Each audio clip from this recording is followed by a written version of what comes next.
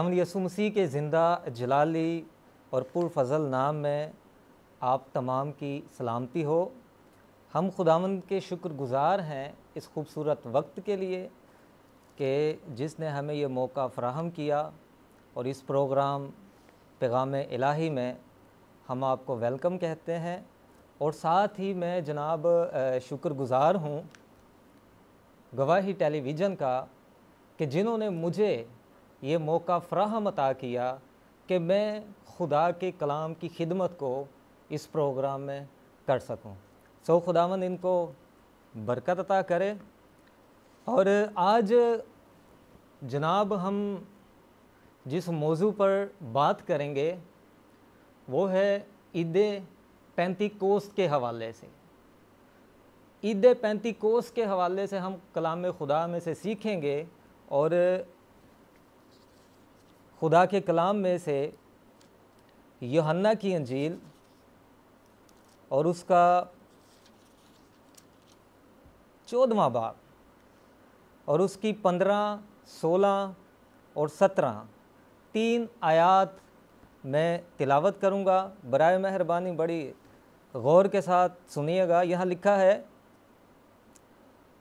अगर तुम मुझसे मोहब्बत रखते हो तो मेरे हुक्मों पर अमल करोगे और मैं बाप से दरख्वास्त करूँगा तो वो तुम्हें दूसरा मददगार बख्शेगा कि अब तक तुम्हारे साथ रहे, यानी रूह हक, जिसे दुनिया हासिल नहीं कर सकती क्योंकि ना उसे देखती और ना जानती है। तुम उसे जानते हो क्योंकि वो तुम्हारे साथ रहता है और तुम्हारे अंदर होगा। कलाम खुदा का पढ़ा, सुना और कबूल किया जाना हम सबों के लिए बाइसे बरकत का सबब हो। मेरे अज़ीज़ो, क्रिश्चियनिटी के अंदर जिस तरह एक बड़ी अहम ईद है क्रिसमस, ईद वलादत अल-मसीह, और इसी तरह ईस्टर है, बड़ी अहम ईद है। हम सब जानते हैं कि हम ये दो ईदें क्यों मनाते हैं और इन दोनों ईदों के पीछे जो हैं वो बड़े वाक़यात क्या हैं। बिल्कुल इसी तरीके के साथ मसीहत में ईद पेंतीकोस्त भी है। और ये जो ईद पेंतीकोस्त है इसकी जो अहमियत है ये बाकी की दो ईदों से कम नहीं, बल्कि आज हम सीखेंगे कि ईद पेंतीकोस्त की अहमियत क्या है और कलाम खुदा में से हम सीखेंगे। इससे पेशतर कि मैं ईद पेंतीकोस्त के हवाले से बात करूं, ये जानना ज़रूरी है कि ईद पेंतीकोस्त जिसका आगाज़ इमाल 2 बाब से हुआ, इसकी जो जड़ें हैं, जो बेस है, बुनियाद है, वो पुराने अहदनामा में है।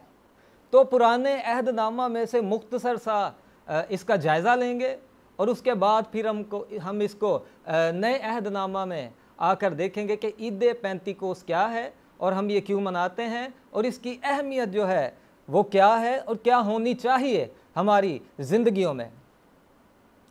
तो मेरे अज़ीज़ों, जब हम अहबार की किताब का मुताला करें, अहबार 23वां बाब और उसकी 15 से लेकर 16 आयात तक का हम मुताला करेंगे, तो इन आयात के अंदर हफ्तों की ईद का ज़िक्र मिलेगा।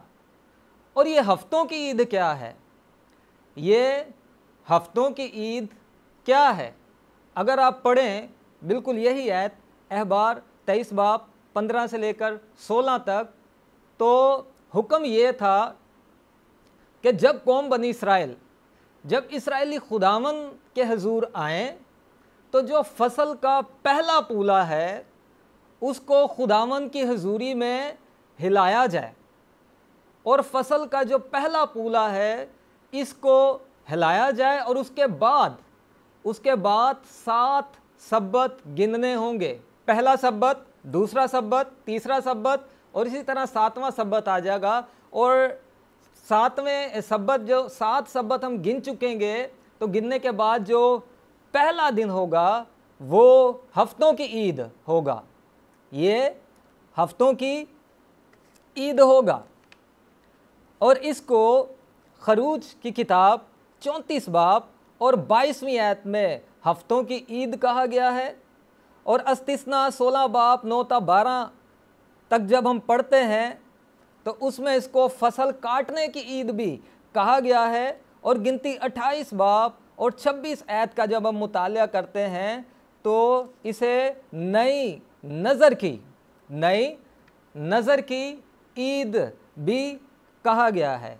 ये है हफ्तों की ईद या फसल काटने की ईद या नई नज़र की ईद, एक ही बात है। तो ये हफ्तों की ईद है और इसको जो मनाने का या सेलिब्रेट करने का जो तरीक़ाकार कलाम खुदा में है वो अहबार 23 बाब 17 आयत में हम पढ़ते हैं। अहबार की किताब 23वें बाब की 17वीं आयत में इसका जो तरीक़ाकार है वो जो बताया खुदा ने वो ये था कि 2 खमीर शुदा रोटियों को लिया जाए, 2 खमीर शुदा रोटियों को लिया जाए और 7 बेऐब बर्रे लिए जाएं और 1 बेऐब बछड़ा लिया जाए, 2 मेंढे लिए जाएं और 1 बकरा बेऐब बकरा लिया जाए खता की कुर्बानी के लिए और 2 नर बर्रे सलामती की कुर्बानी के लिए। और ये खुदावन के हजूर सोख्तनी कुर्बानी के तौर पर गुजराने जाएं। और जिस रोज़ ये गुजराने जाते थे उसी रोज़ खुदा ने कहा कि उसी रोज़ तुम्हारा मुकद्दस मजमा हो। और यरूशलेम के अंदर हैकल में जो इस्राएली मर्द हैं, तमाम मर्द हैं जो हैं वो जमा हुआ करते थे और इस ईद को मनाया करते थे और ये इनका मुकद्दस मजमा होता। तो ये थी हफ्तों की ईद, फसल काटने की ईद या नई नज़र की ईद। और इस ईद में जो अहम नुक्ता वो ये है कि पूला हलाने से लेकर 7 सब्बत गिने और उसके बाद जो पहला दिन आएगा सब्बत का वो 50वां दिन होगा। पूला हलाने से लेकर जो है 7वें सब्बत का जो पहला दिन होगा वो 50वां दिन होगा। और जो वर्ड यहाँ इस्तेमाल किया गया है पेंतीकोस के लिए, इससे मुराद 50वां दिन ही है। पेंतीकोस से मुराद 50वां दिन ही है। और मैंने कहा कि इसमें ये नुक्ता अहम है, पूला हलाने से लेकर 50वें दिन तक यानी कि हफ्तों की ईद तक। पूला हलाना जो है, जब हम नए अहदनामा में आते हैं तो पूला हलाना जो है इसका इतलाक होता है यसु मसीह के जी उठने पर। पूला हलाने से मुराद खुदावंद यसु मसीह का जी उठना। और हफ्तों की ईद जो कि 50वें दिन बनती है 7 हफ्तों के बाद, यानी 7 सब्बत के बाद जो पहला दिन आएगा वो होगा 50वां दिन। और ये है दिन ईद पेंतीकोस्त का, ये दिन है ईद पेंतीकोस्त का। और अभी आप देख सकते हैं 17 तारीख को यानी 17 अप्रैल को ईस्टर था और 5 जून को जो है वो ईद पेंतीकोस्त होगा। आप काउंट करके देख लें, ईस्टर से लेकर अब तक 50 दिन ही बनेंगे। तो यसु मसीह का जी उठना यानी कि पूला हलाना और उसके बाद रूहुल कुद्स का नाज़ल होना यानी ईद पेंतीकोस्त के दिन तक जो है वो 50 दिन बनते हैं। तो ये 50वां दिन है। तो ये एक यहूदी त्यौहार था, पहले यहूदी त्यौहार था। लेकिन जब इमाल 2 बाब में हम आ जाते हैं, जब इन ईद पेंतीकोस्त का जहाँ से आगाज़ हुआ तो इमाल 2 बाब में एक वाक़या जो बड़ा अजीब और जो खुदा की कुदरत पर मकूफ़ है, जो खुदा की मोहब्बत पर मकूफ़ है। इमाल की किताब 2 बाब के अंदर एक बहुत बड़ा वाक़या है जो वकूअ पजीर हुआ और उस वाक़या के बाद ये त्यौहार मसीहों में ईद पेंतीकोस्त का दिन बन गया। और उस वक्त से लेकर हम जो मसीही हैं इसे ईद पेंतीकोस्त मनाते हैं। लेकिन हम पूला हिलाने से लेकर हफ्तों की ईद तक नहीं, बल्कि खुदावंद यीशु मसीह के जी उठने से लेकर रूहुल कुद्स के नाज़िल होने तक 50वां दिन बनता है, जो कि ईद पेंतीकोस्त का दिन है और रूहुल कुद्स के नाज़िल होने का दिन है। तो ये पुराने अहदनामा में ईद पेंतीकोस्त का कॉन्सेप्ट था, लेकिन मसीहत के अंदर जो है ईद पेंतीकोस्त का जो कॉन्सेप्ट है वो ये है कि रूहुल कुद्स जो है वो नाज़िल हुआ इमाल की किताब 2 बाब के अंदर। और हम ईद या खुशी इस बात की मनाते हैं कि खुदा ने अपने रूह को नाज़िल किया। मेरे अजीज़ों, ईद पेंतीकोस्त मैंने कहा था कि किस कदर ये अहमियत का हामिल है, तो ये 2 तरह से अहमियत का हामिल है। पहली बात तो ये है कि ईद पेंतीकोस्त के रोज़ रूहुल कुद्स नाज़िल हुआ, और दूसरी बात जो ईद पेंतीकोस्त का दिन है ये कलीसिया का जन्मदिन भी है। तो ये 2 बातें होगी, यानी कि रूहुल कुद्स नाज़िल हुआ ईद पेंतीकोस्त के रोज़, पहली बात, और ईद पेंतीकोस्त जो है ये कलीसिया का जन्मदिन भी है।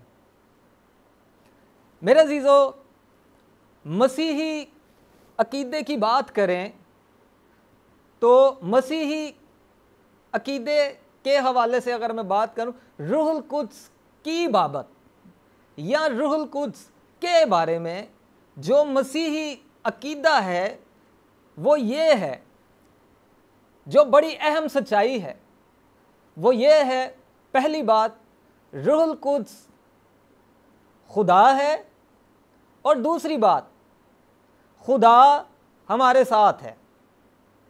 रूहुल कुद्स खुदा है और खुदा हमारे साथ है। तो ये मसीही ईमान की या अकीदे की एक बड़ी अहम तरीन सच्चाई है। हम कैसे इस बात को जानते हैं? अजीज़ों, अगर एमाल की किताब 5वां बाब और उसकी पहली 5 आयात का अगर मुतालिया करें तो वहाँ पर जिक्र मिलता है एक मियाँ बीवी का, हननिया और सफ़ीरा, जिन्होंने अपनी जायदाद बेची और जायदाद बेचकर कीमत लाकर रसूलों के पैरों में रख दी या रसूलों को दे दी, ताकि इन पैसों से बिशारत के काम को पाया तकमील तक पहुंचाया जा सके। लेकिन इन्होंने जो रकम रखी, इनके हजूर खुदा के हजूर लेकर आए ये रकम, तो ये वो तमाम रकम नहीं थी जितने की जायदाद बेची गई, बल्कि उस तमाम रकम का एक हिस्सा था जो ये खुदावन की हजूरी में लेकर आए। और जब ये लेकर आए तो पतरस ने इनको कहा, हननिया को, कि शैतान ने क्यों तेरे दिल में ये बात डाल दी कि तू रूहुल कुद्स से झूठ बोले? क्या वो जायदाद या वो प्रॉपर्टी जब तक तेरे पास थी तो क्या तेरी ना थी? और जब तूने बेच दी तो वो तेरे इख्तियार में ना रही। और मेरे जीजों, आगे जब हम पूरी 5 आयात का मुतालिया करें तो आगे लिखा है, उसने रूहुल कुद्स के साथ झूठ बोला, और आगे लिखा है कि गोया, पतरस ने कहा, गोया तूने रूहुल कुद्स से झूठ बोला तो तूने खुदा से झूठ बोला। तो ये रूहुल कुद्स की इलाही शख्सियत की यहाँ पर बात है, जो कि रूहुल कुद्स खुदा है। तो मेरे अजीज़ों, पहली बात जो अहम तरीन ये है कि रूहुल कुद्स खुदा है, और दूसरी बात रूहुल कुद्स जो है वो हमारे साथ है। मेरे अजीज़ों, एक यहाँ पर छोटा सा ब्रेक लेंगे और उसके बाद फिर वापस हम आएंगे।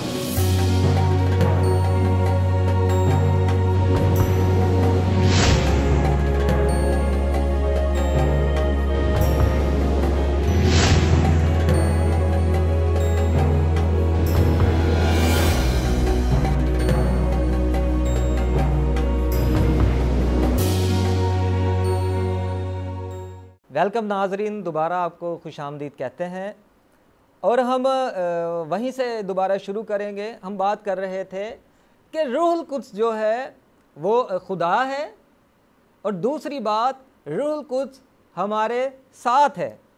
कैसे रूहुल कुद्स खुदा है? पैदाइश की किताब का मुताला करें, दूसरी आयत का जब हम पढ़े तो वहाँ पर लिखा है खुदा की रूह पानी की सतह पर जुम्बश करती थी। खुदा की रूह पानी की सतह पर जुम्बश करती थी। ये वो दौर है कि जब कायनात में कुछ भी नहीं था। ये अज़ल की बात है, यानी कि जब जैसे अज़ल से खुदा मौजूद था और अज़ल से उसका कलाम मौजूद था, इसी तरह अज़ल से रूहुल कुद्स भी खुदा बाप और बेटे के साथ मौजूद था। मेरे अज़ीज़ों, बाइबल मुकद्दस में वैसे तो बेशुमार हवाला जात हैं जो रूहुल कुद्स को खुदा पेश करते हैं, लेकिन वक्त की नौयत के हिसाब से मैं मुख्तसर इसको लेकर चलूँगा। मेरे अज़ीज़ों, अय्यूब की किताब पढ़ें, 33वां बाब 6वीं आयत। तो अय्यूब कहता है कि खुदा के रूह ने मुझे बनाया, खुदा के रूह ने मुझे बनाया। इसका मतलब क्या है कि खुदा का जो रूह है, देखें जिस तरह हम हैं, हमारा वजूद है, इसी तरह खुदा भी है। जिस तरह हम हैं और हमारा रूह है, इसी तरह खुदा है और खुदा का भी रूह है। तो खुदा की रूह ने, अय्यूब कहता है कि मुझे बनाया। और ज़बूर 33 6वीं आयत का मुताला करें तो वहाँ लिखा है कि उसका सारा लश्कर, यानी कि आसमान खुदा के कलाम से और उसका सारा लश्कर, यानी खुदा का सारा लश्कर जो है उसके मुंह के दम से बना। और यहाँ पर मुंह के दम से मुराद रूहुल कुद्स ही है।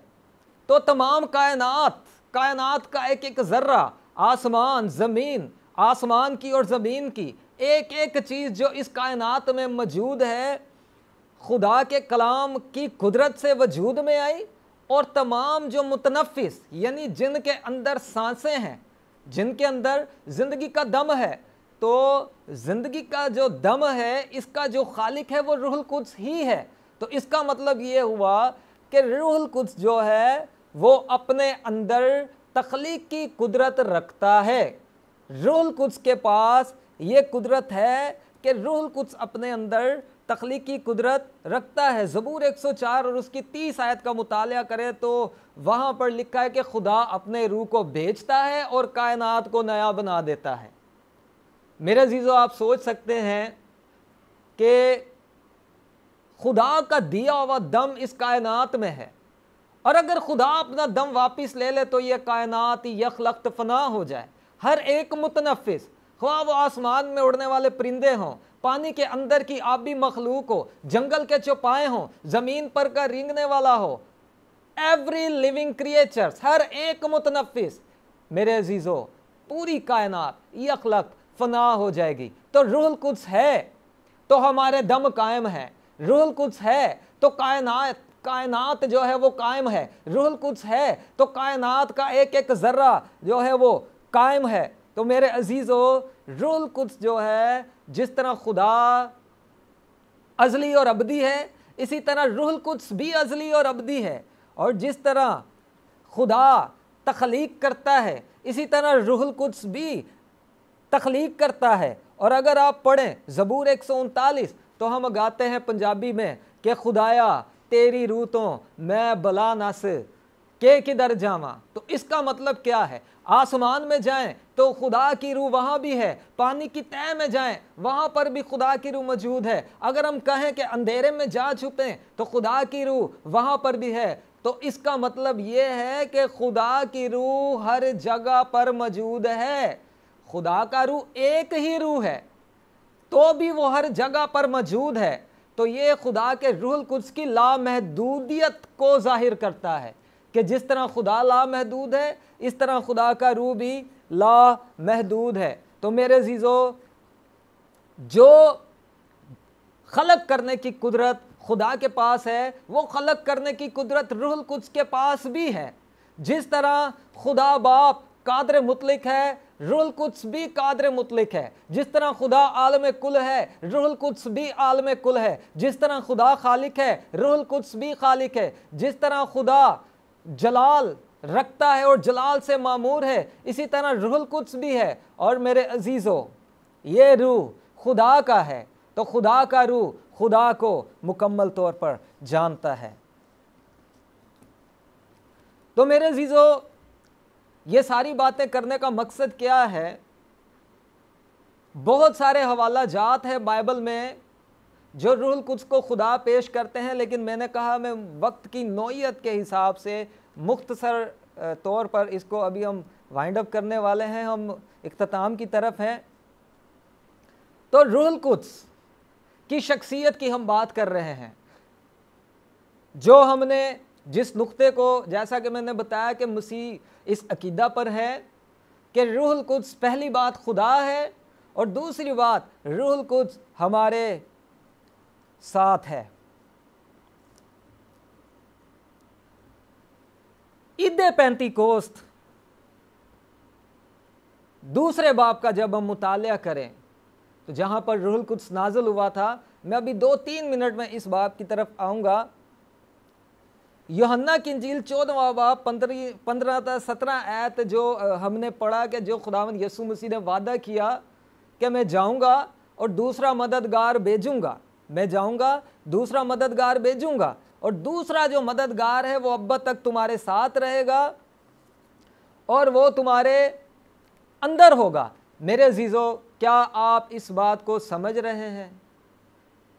खुदा जो लामहदूद है, खुदा का रूह जो अजली और अबदी है, खुदा का रूह जो खलक करने की कुदरत रखता है, खुदा का रूह जो कुल कुदरत और ताकत का मालिक है, खुदा का रूह जो आलम कुल है, इसका वादा किया गया है कि ये नाजल होगा। खुदावंद यीशु मसीह ने कहा मैं इसे बाप से लेकर तुम पर नाजल करूंगा, और ये वादा कहाँ पूरा हुआ? ईद पेंतीकोस्त के रोज ही, जो कि 50वां दिन बनता है, ये वादा पूरा हुआ। और इमाल दूसरे बाब का जब हम मुतालिया करें तो ये बड़ा वसीही मुतालिया है, बड़ा शानदार ये वाक़या है जो कि खुदा की कुदरत पर मकूफ़ है। अगर मैं मुख्तसर कहूँ तो माहौल क्या था? जोर की आंधी का सन्नाटा, आग नज़र आई और जहाँ पर वो मौजूद थे वो सारा घर गूंज उठा, वो सारा घर गूंज उठा। मेरे अजीज़ों, मैं यहाँ पर एक छोटा सा सवाल करके आगे बढ़ूंगा। क्या खाली वो घर ही गूंज उठा या ज़मीन की वजह से वो घर गूंज उठा, या ज़मीन गूंज उठी थी जिस तरह जलजला आता है और हमारे घर हिल जाते हैं, या खाली घर गूंज उठा? मेरे अजीज़ों, अगर आप मुतालिया करें, जब खुदा एलिया के पास आया उस वक्त जब एलिया गार में था, जब खुदा ने कहा कि एलिया तू यहाँ क्या करता है, तो वहाँ पर क्या हुआ था? खुदा आया और खुदा की मौजूदगी के जो ज़ाहिरी अलामात या निशानात ज़ाहिर हुए वो क्या थे? आंधी, इसी तरह की आंधी, जोर की आंधी और आग, तेज हवाएं, मेरे अजीजों, बिजलियां, जलजले, ये सब कुछ जो है खुदा की मौजूदगी का ज़ाहिरी इजहार होता है। और आप जानते हैं जब खुदा मूसा से बात करने के लिए पहाड़ पर उतरा करता था तो उस पहाड़ को किसी को छूने की भी इजाज़त नहीं थी, यहाँ तक कि कोई जानवर भी उसे छू जाता तो वो भी जान से मारा जाता। और जब खुदा उस पहाड़ पर उतरता तो आप जानते हैं कि वो पंजाबी च कह लीए कि वो पहाड़ कम्मन लग पैंदा ही, पहाड़ दी जान निकल जाती हुंदी ही। ये कौन सी शख्सियत मुझ पर उतर रही है? खुदा उतरता था उस पहाड़ पर और ज़ाहिरी अलामात क्या ज़ाहिर होती थी? कभी आग, कभी जलजले, कभी आंधियाँ, कभी बिजलियाँ, कभी गरजें। तो ये सब खुदा की मौजूदगी के इजहार, ज़ाहिरी अलामात हैं। इतना वक्त नहीं है, नहीं तो इसको हम डिटेल में इससे बात करते। तो मेरे अजीज़ों, रूहुल कुद्स जो है, जो कि मैंने कहा कि खुदा है, रूहुल कुद्स खुदा है और खुदा का कलाम खुदा बाप, बेटे और रूहुल कुद्स की वहदानियत की बात करता है, तीन खुदाओं की बात नहीं करता। और हम ये ईमान रखते हैं कि जहां पर एक अकनूम, चाहे वो बेटा हो या रूहुल कुद्स हो, जहां पर एक अकनूम मौजूद होता है वहां पर मुकम्मल खुदा मौजूद होता है। हालेलुया। जहां पर एक अकनूम मौजूद होता है वहां पर मुकम्मल खुदा मौजूद होता है। और अगर आप पढ़े इमैनुएल, जो कि खुदावंद यीशु मसीह का नबूवती नाम है, तो इस नाम का मकसद क्या था? इस नाम का मकसद ये था कि मसीह की सूरत में खुदा हमारे साथ है, खुदा जो है हमारे दरमियान है। तो उस वक्त मसीह की सूरत में था, मसीह ने साउथ फरमाया तो मसीह ने कहा मैं दूसरा मददगार भेजूंगा। तो जब मसीह गया तो मसीह ने दूसरा मददगार भेजा। इसका मतलब यह कि रूहुल कुद्स आया तो मुकम्मल खुदा आया, मुकम्मल खुदा आया। लेकिन इस बार कहां आया? इस बार दरमियान या साथ नहीं, बल्कि इस बार जब आया तो खुदा हमारे साथ रहने और हमारे अंदर रहने के लिए आया। और इस वक्त भी खुदा रूहुल कुद्स हमारे साथ है, हमारे अंदर रहता है और हमें चारों एतराफ से घेरे रहता है। तो इसका मतलब क्या है कि खुदाई कुव्वत हमारी मुहाफिज है। इसका मतलब यह है कि खुदाई कुव्वत हमारी मुहाफिज है। खुदा का रूह हमें हर वक्त घेरे रहता है। और खुदावंद यीशु मसीह ने कहा था वो तुम्हारे साथ होगा, तुम्हारे अंदर होगा। मेरे अजीजों, ये खुदावंद का बहुत बड़ा फजल है। ये खुदा की वो मोहब्बत है जो जलाल से बरी और बयान से बाहिर है। मेरे अजीजों, खुदा आया ताकि वो हम में रहे, ताकि वो हम में रहे। और ये हमारे लिए बहुत मैं ये समझता हूँ कि हमें इसके लिए अपनी ज़िंदगी शुक्रगुजारी के लिए सर्व कर देनी चाहिए कि खुदा हमारे लिए इतने खूबसूरत और इतने गहरे मंसूबे अपने पास रखता है। मेरे अजीज़ों, हम इख्तिताम की तरफ हैं और इस कलाम के वसीला से खुदावंद आपको बरकत दे। और चंद लम्हा के लिए मैं चाहूँगा कि आप जहाँ भी हैं अपनी अपनी जगहों पर, सो बराए मेहरबानी सिर्फ 1 से 2 मिनट के लिए हम दुआ करेंगे। और दुआ में खुदावंद की शुक्रगुजारी सिर्फ इस बात के लिए करेंगे कि उसने पाक रूह को हम पर नाजल किया, उसने हमें यतीम नहीं छोड़ा, खुदा हमारे साथ है। और रूहुल कुद्स कोई इस तरह का कारनामा नहीं जिसे अंजाम दिया जाए। रूहुल कुद्स जो है इसे सिर्फ हमने ईमान के साथ कबूल करना है। अजीज़ों, दुआ करें। कादिर मुतलक बाप, हम तेरी शुक्रगुजारी करते हैं तेरे कलाम के लिए, तेरे लोगों के लिए जिन्होंने तेरे कलाम को सुना। इस कलाम के वसीला से तो अपने लोगों को बरकत अता कर। गवाही टेलीविज़न के लिए तुझसे बरकत को मांग लेते हैं और ये दुआ तेरे बेटे और हमारे खुदावंद यीशु मसीह के वसीला से मांगते और पा लेते हैं। आमीन। Thank you ji, God bless you.